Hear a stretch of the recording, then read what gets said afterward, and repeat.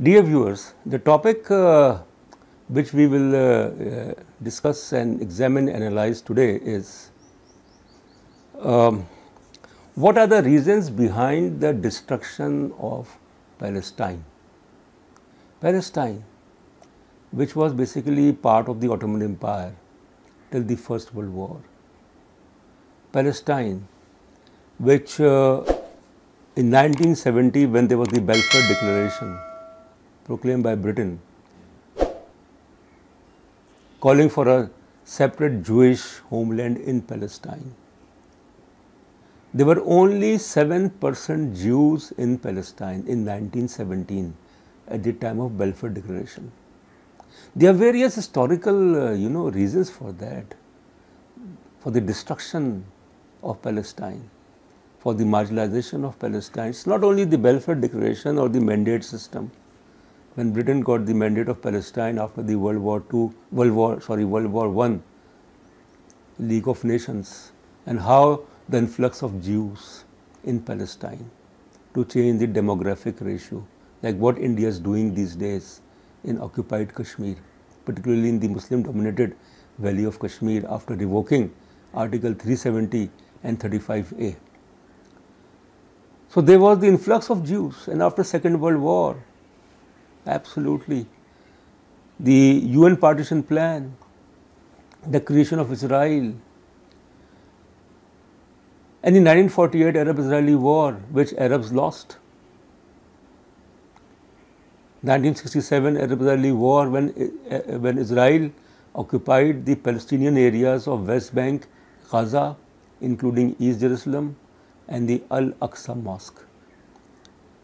So there you have the chain of events which contributed to the marginalization and destruction of Palestine. Certainly the turning point was June 1967 Arab-Israeli war and the occupation of Palestinian areas. Was it not a source of humiliation for the Arab world, for the Muslim world, that Al-Aqsa Mosque came under the occupation of Israel as a result of June 1967 Arab-Israeli war? There is a theory that more harm has been caused to the Palestinians by their Arab neighbors than by Israel. That is another dimension as far as the Palestinian issue is concerned, that how the Black September massacre, Black September 1970 massacre took place in Jordan, when thousands of Palestinians were killed, when there was an uprising of Palestinians, because the majority of the population of Jordan is still Palestinian. And they challenged the monarchy of King Hussein, and Palestinians were mercilessly brutalized, massacred by the Jordanian royal forces. Back-to-back events, it all started with the 1975 to 1990 civil war in Lebanon, the expulsion of Palestinians of PLO contingent from Beirut, the Iran-Iraq war 1980 to 88, the Iraqi attack over Kuwait, and then certainly the point came when PLO and Hamas, when Hamas was raised, was created to challenge PLO by Israel. That is certain. I mean, that who sponsored Hamas? It was Israel which sponsored Hamas. When Hamas became a monster, that was the time when Israel turned against. That when Taliban became a monster, the US turned against Taliban. That's very simple to understand. You create monsters, and then to use religion for political purposes, to divide the Palestinian struggle, that PLO being a secular organization was unacceptable to Hamas. So more damage has been caused by Hamas to the Palestinian struggle than by Israel. Absolutely. that why Hamas, in the name of religion, it divided Palestinians, why it opposed the PLO and the peace process, and it was held responsible for countless suicide attacks against Israel, which gave an opportunity to the hardline Likud party of Benjamin Netanyahu to come to power. So basically, it's not that Israel, which has destroyed or is trying to destroy Palestinians. You have the role within the Palestinians, the Arab countries, the Jewish settlements in the West Bank. From Gaza, Israel withdrew from Gaza in 2005 because it termed Gaza as of no use, but it maintained its naval blockade, air blockade and sea blockade. So Gaza is a big prison and Hamas ruling Gaza. West Bank, hundreds of Jewish settlements in West Bank, to the extent that the demographic complexion of West Bank has changed. Now there is a rough parity between the Arab population and Jewish population. These settlements are illegal, absolutely. And why the world, after 1991, the collapse of the Soviet Union and the end of the Cold War, Israel, which was a pariah state, it is a pariah state. Israel is a pariah state. Israel is a state which disregards international law, human rights. And without American support, Israel cannot survive. And I think the Biden administration has a baggage that how contradictory it has been.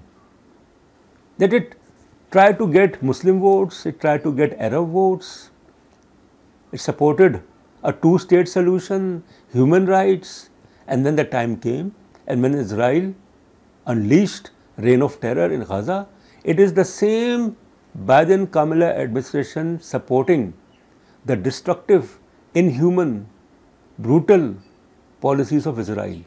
So they have been exposed. Biden administration has been exposed, absolutely. There is no doubt about it. And sooner or later, there will be demonstrations outside White House. And Biden will have to be made accountable. The manner in which he has defended Israel, arguing that Israel has a right to defend. There is total asymmetry between Israel and the Palestinians. Palestinians have no air force, have no naval force, have no proper ground forces, and then saying that look at hypocrisy, that Israel has a right to defend against innocent, unarmed Hamas rockets.